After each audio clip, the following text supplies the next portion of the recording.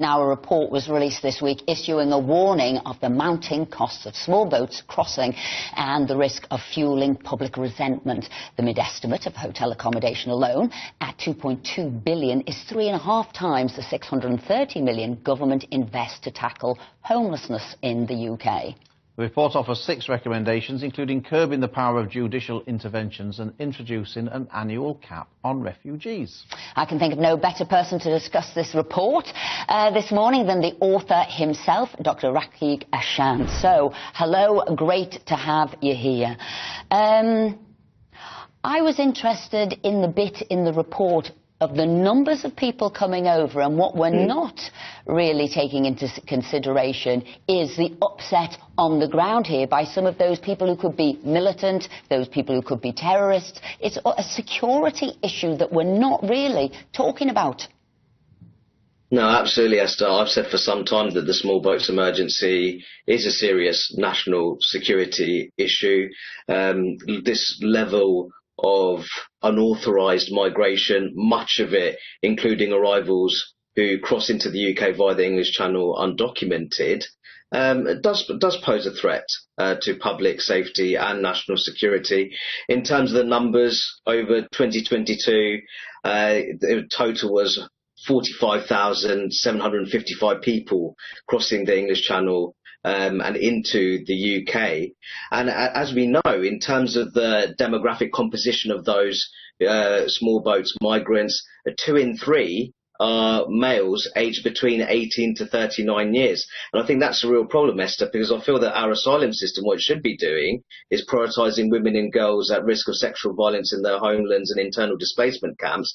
At the moment, our asylum system is being overrun by male-dominated, unauthorised migration on the English south coast.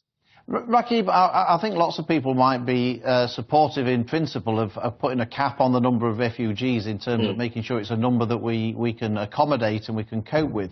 I guess the question is, how does that work in practice? Because all of these people are coming over the channel in a small boat. The government are desperately trying to kick them out of the country and unable to do so. So you can have a cap, but if you can't remove the people that are coming in from the country when that cap's exceeded, it's not much point in having a cap, is there?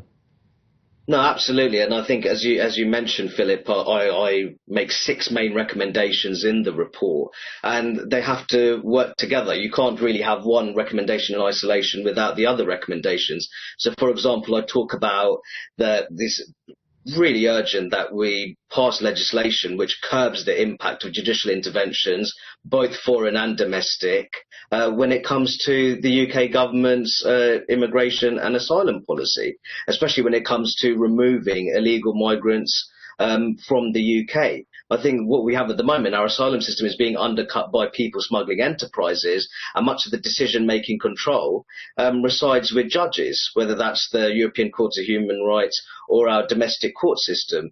That needs to change. And I think after you do that, you may well facilitate flights to countries such as Rwanda.